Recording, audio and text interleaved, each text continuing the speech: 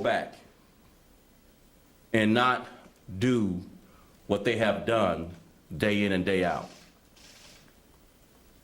But you don't know the bravery and courage, commitment and dedication that I know these Chicago police officers exhibit every day to protect the people of Chicago. The gun used in this shooting and this murder of Ella Fitzgerald was illegally possessed and was the product of a straw purchase. 29-year-old Jamil Danzy, that's J-A-M-E-L, Danzy, that's D-A-N-Z-Y, of Hammond, Indiana, purchased the firearm at a federal firearms dealer in Hammond, Indiana in March. He falsely, Mr. Danzy, he falsely identified himself as the actual buyer on required forms during the purchase, when he was actually the straw purchaser who bought the gun at the request of another individual in Chicago.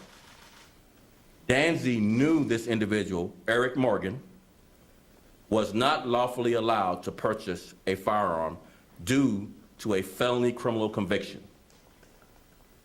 He bought the gun for this individual anyway.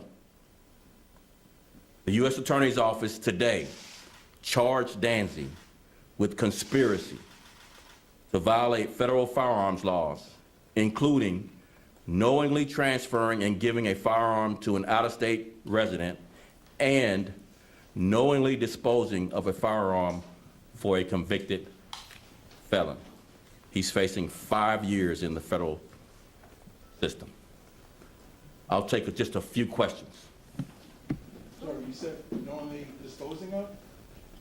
2 charges. The first, knowingly transferring and giving a firearm to an out-of-state resident and knowingly disposing of a firearm to a convicted felon, which means he gave it to a convicted felon, knowing that person wasn't allowed to purchase a firearm legally. Can you say why they were pulled over in the first place?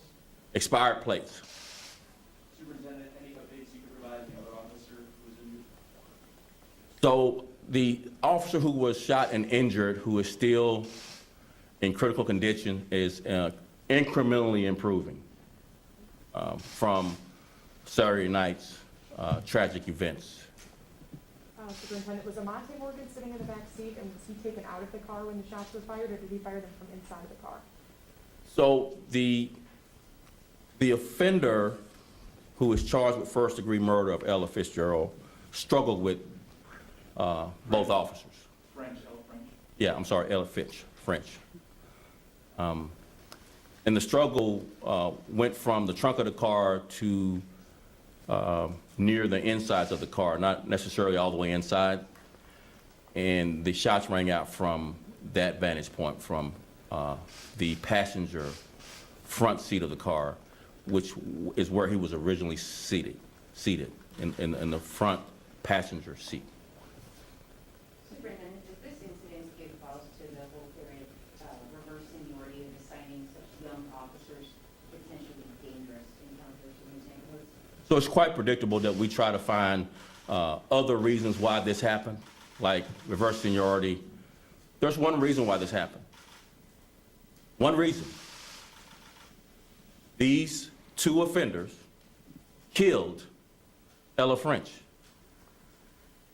and tried to kill the 3rd and 2nd officers there. That's the only person we're pointing the finger at today. One person did this, not reverse seniority, not any other reasons that this person killed her and tried to kill other officers. And I won't entertain finger pointing at anyone or anything else. They need to be fully held accountable for her murder. Any other questions? Can you say why the young woman who was in the car is not being charged with the crime? We don't have evidence to charge her at any. If we had evidence, we would certainly charge her. Some people are saying that because of the danger of traffic stops that for example, expired plates is permissible infraction. Do you have any reaction to that concept? I don't know who those some people are, if that's you or somebody actually told you to ask that question. I would just say this, but for the brave conduct of these officers trying to protect the people of Chicago and recovering an illegally possessed gun, what ended up being an illegally bought gun, but for these types of traffic stops, our cities wouldn't be safe. The criminals who possess illegal guns are driving violent crime here and everywhere in this country. And officers put themselves in harm's way stopping suspects like this so that we can all sleep safely in our homes at night. These are dangerous people who don't mind killing officers or people in Chicago. Superintendent, you talked about stats yesterday about the number of officers being shot or shot at. But you said 38 so far this year. That sounds right, yeah. There were some stats last year. How did the stats for this year and last year measure up to like 2019, 2018, when there was, obviously less violence on the streets? Do you have any? There has not been, this is a record pace of officers being assaulted with guns by suspects. There's not been a year on record with this level, this number of officers shot at or shot. As you know, last year there were 79 officers shot at or shot, which was a 500% increase from 2019's number. One last question, please. Superintendent, just emotionally, mentally, how are the officers at CPD, how are they doing? I'm gonna say it how they've said it to me. They feel alone. They feel unsupported. They feel like no one appreciates the work they do. They're human, so they have a lot of expressions of discouragement. And I would just ask the people of Chicago to support their police officers with kind words of support. In addition to that, I think that the people of Chicago need to, if you're a person of faith especially, pray not only for the recovery of our officers fighting for his life, but also pray that these officers will be encouraged to continue to risk their lives for each and every one of you. They would get past this feeling that they have now. A lot of anger, for a lot of reasons, not no one thing, but a lot of anger toward what has been a consistent beatdown of them, not just on social media, from different parts of our society, just constant criticism, hypercriticism to a certain extent. When they do something well, no acknowledgement, no penetration in the news cycle of their great work for any consistent way, only the criticism of the mistakes they make, without acknowledging the risks they take. Very few headlines of their hard work, nothing above the fold in print media, consistently of their dedication. Hardly a mention of their bravery and courage. We talk about the guns they recover and every one of them being a deadly force encounter, potentially a life saved.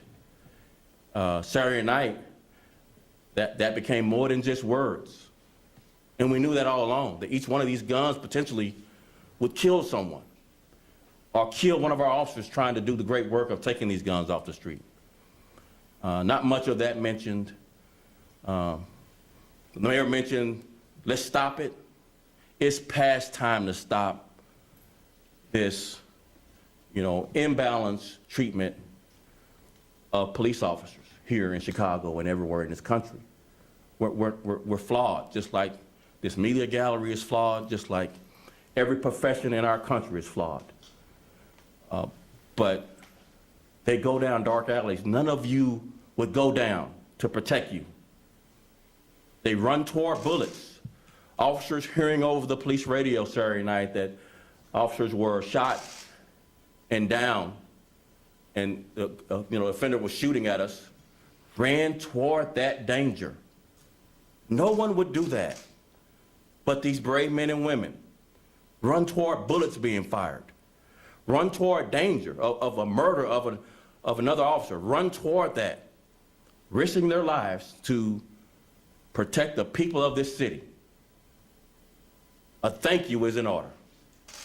I appreciate it. Wait, Superintendent, is there ever a motive established? I don't know if you regret that. We're still working on that. Thank you, guys.